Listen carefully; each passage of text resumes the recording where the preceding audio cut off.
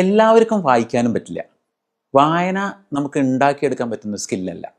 നമ്മൾ കുട്ടിക്കാലം മുതലേ പുസ്തകങ്ങളോട് കൂട്ടുകൂടിയാൽ മാത്രമേ, ഇപ്പോൾ ഒരു സുപ്രഭാതത്തിൽ ഒരു 40 വയസ്സായ ഒരു മനുഷ്യൻ ഞാൻ ഇന്ന് മുതൽ വായിച്ചു തുടങ്ങാമെന്ന് പറഞ്ഞു കഴിഞ്ഞാൽ അത് പറ്റുമെന്ന് എനിക്ക് തോന്നുന്നില്ല. മിക്കവാറും പേർക്ക് പറ്റില്ല. കാരണം എന്നോട് പലരും ചോദിച്ചിട്ടുണ്ട് ഇങ്ങനെ ഇതൊക്കെ കണ്ടിട്ടും, റീല് കണ്ടിട്ടല്ല, അല്ലാതെ എനിക്കൊന്ന് വായിക്കണം, ഒരു 3 ബുക്ക് സജസ്റ്റ് ചെയ്ത് തരൂ. സജസ്റ്റ് ചെയ്ത് കൊടുത്ത് അവരൊരു 10-20 പേജ് എത്തുമ്പോൾ തന്നെ പറയും, നിങ്ങൾ എങ്ങനെയാണ് ഇത് വായിക്കുന്നത്, എനിക്ക് 20 പേജിനപ്പുറത്തേക്ക് ഇത് നീങ്ങുന്നില്ലല്ലോ ഇത് എന്ന് പറയും. അപ്പോൾ എനിക്ക് വളരെ പ്രിയപ്പെട്ട ഒരു പുസ്തകമുണ്ട്.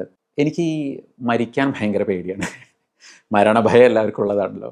അപ്പോൾ നമ്മൾ ചെറിയ എന്തെങ്കിലും പ്രശ്നങ്ങൾ വന്നാൽ തന്നെ നമ്മൾ മരിച്ചു പോകും. ഇപ്പോൾ രാത്രി ചിലപ്പോൾ ഈ കിടക്കുമ്പോൾ നമുക്ക് ശ്വാസം മുട്ടും.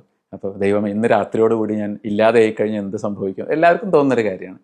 അപ്പോൾ ഒരു Tibetan book of living and dying എന്ന് പറയുന്ന ഒരു പുസ്തകമുണ്ട്. സോഗ്യാൽ റിംപോച്ചി എഴുതിയതാണ്.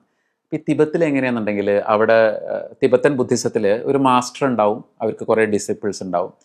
അപ്പോൾ അവർ മരണത്തിനെ കാണുന്നത് വളരെ ബ്യൂട്ടിഫുൾ ആയിട്ടുള്ള ഒരു അനുഭവമായിട്ടാണ്. അപ്പോൾ പുസ്തകത്തിൽ എങ്ങനെ മരിക്കണം എന്നാണ് അതിൽ എഴുതിയിട്ടുള്ളത്.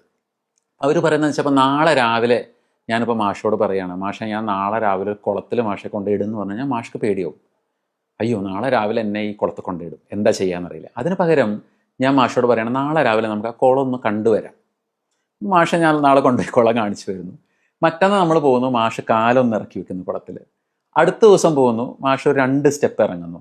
അങ്ങനെ ഒരു മാസം കൊണ്ട് പതുക്കെ ഇറങ്ങി മാഷും കുളവുമായിട്ട് ഒരു പരിചയം ഉണ്ടാക്കിയെടുക്കുകയാണ്. എന്നിട്ട് ഞാൻ പറയാം, അടുത്ത ദിവസം മാഷെ കുളത്തിൽ ഇറങ്ങണം എന്ന് പറഞ്ഞാൽ മാഷെ സംബന്ധിച്ച് അതൊരു ബുദ്ധിമുട്ടല്ല. മരണവും അങ്ങനെയാണെന്നാണ് പറയുന്നത്. അപ്പോൾ ഇതിൽ ഈ പുസ്തകത്തിൽ പറയുന്നത് സ്റ്റെപ്പ് ബൈ സ്റ്റെപ്പായിട്ട് പതുക്കെ നമ്മൾ മരിക്കുമ്പോൾ എന്താണ് സംഭവിക്കുന്നത്, ഇത് സയൻറ്റിഫിക്കലി പ്രൂവൺ ആണോ, അതൊക്കെ വേറെ ചോദ്യം, ഞാൻ അങ്ങനെയല്ല ഉദ്ദേശിച്ചത്. പക്ഷേ ഓരോ സ്റ്റേജിലും നമുക്ക് എന്തൊക്കെയാണ് സംഭവിക്കുന്നത്, മരിച്ചു കഴിഞ്ഞാൽ നമ്മുടെ ശ്വാസം നിൽക്കുന്നത്, അതിന് ശേഷം എന്ത് സംഭവിക്കുന്നു, അത് ഈ ഗുരു ശിഷ്യന്മാരെ പഠിപ്പിക്കുന്നതാണ് ഈ പുസ്തകത്തിൽ. അപ്പോൾ അവരുടെ വിശ്വാസപ്രകാരം മരണം എന്നുള്ള വളരെ ബ്യൂട്ടിഫുൾ ആയിട്ടുള്ളൊരു കൺസെപ്റ്റാണ്. ഇനിയിപ്പോൾ നമ്മൾ ഇതിലൊന്നും വിശ്വസിക്കുന്നില്ലെങ്കിലും, ഇപ്പോൾ ആൾക്കാർ വിശ്വാസികളാവാം അല്ലാത്തവരാവാം, അതിലൊന്നും വിശ്വസിക്കുന്നില്ലെങ്കിലും ആ പുസ്തകം വായിച്ചു കഴിയുമ്പോൾ നമ്മുടെ ഉള്ളിലൊരു ട്രാൻസ്ഫോർമേഷൻ ഉണ്ടാവും. നമ്മൾ ഈ കാണുന്ന പോലെ അല്ല ഇതൊന്നും എന്നുള്ളത്. അപ്പം നമുക്ക് ഉള്ളിലൊരു ട്രാൻസ്ഫോർമേഷൻ കൊണ്ടുവരണം എന്ന് താല്പര്യമുള്ളവരാണ് വായനയിലേക്ക് വരേണ്ടത് ശരിക്ക്.